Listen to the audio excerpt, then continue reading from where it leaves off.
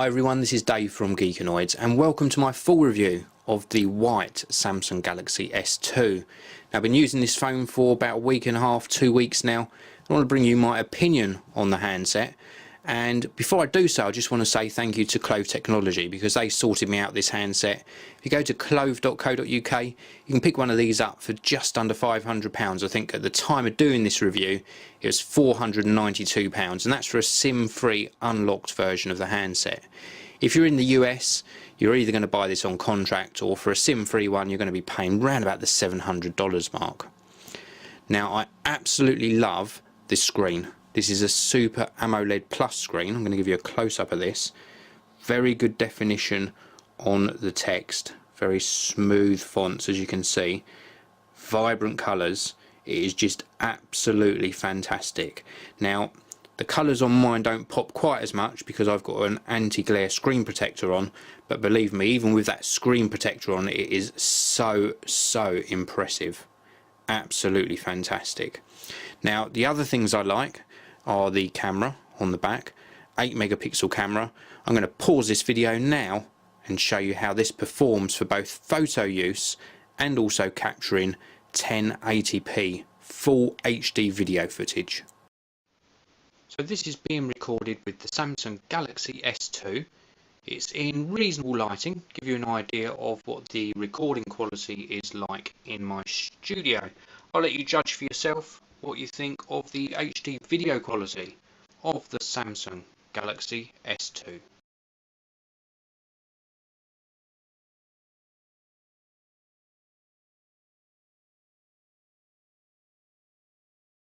So I'll let you judge for yourself what you think of that video quality and also the photo quality from this handset. I must say that the photos are more pleasing than the actual video quality. Now in use I use this for email, Twitter, etc. Let me just dive into TweetDeck, which is available for the handset, and it really is a joy to use on this large screen.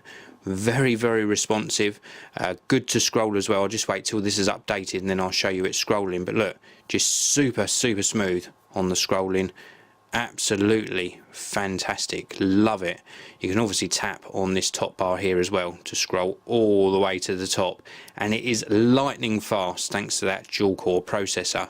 I've been so pleased with how the performance on this phone's been behaving for me. Let's go back out to the home screen and let's have a look at a game. I've got a game on here that I downloaded which is great fun, Fruit Ninja. Of course, let us go into the game. This is a great game. The speaker works really well. Let's just give you a very quick look at the gameplay. I'm not the best at this, but let's give it a go anyway.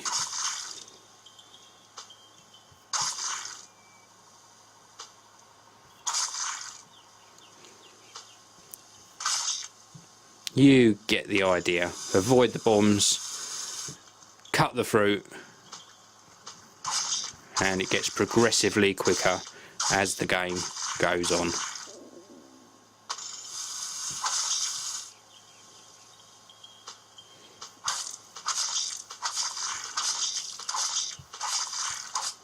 There we go. So that gives you an idea.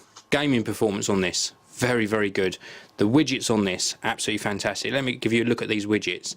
Let me pull this widget here by tapping and holding, and we'll place this onto another screen. Let's go onto a spare screen all the way over here, and when we drop it we can position it perhaps in this top left corner.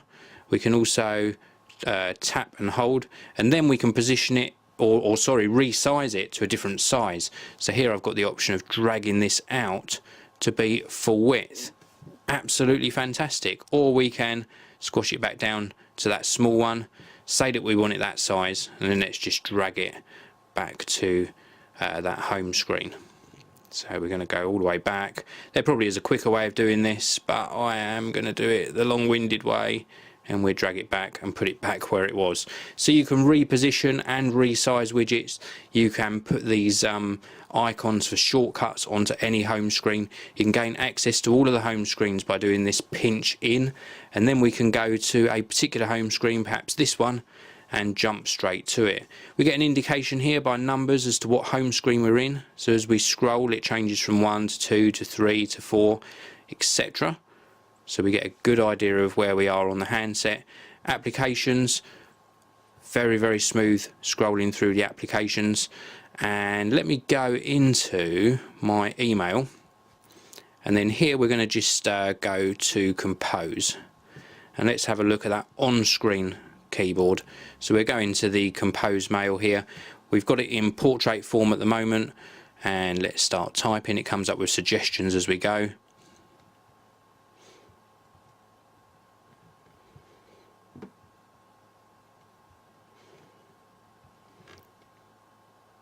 There we go. So that's in portrait form. We can of course switch it round into landscape, and then it's more pleasing to type with the thumbs. We can hold the phone in our hands. So let's do that same again.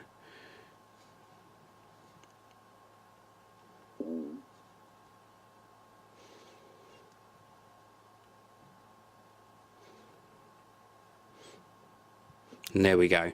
You can see it made one error here, and that was where I missed the space button. I suppose that's one of the things that I find hard on the phone. I would have liked this little cogwheel for the settings to be placed somewhere else, and just that space bar a bit bigger across the bottom. But that's just me. Absolutely fantastic.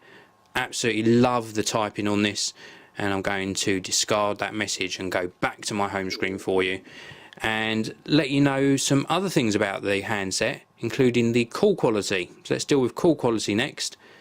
Very good call quality, crystal clear on the outgoing call quality, not so good on the incoming call quality.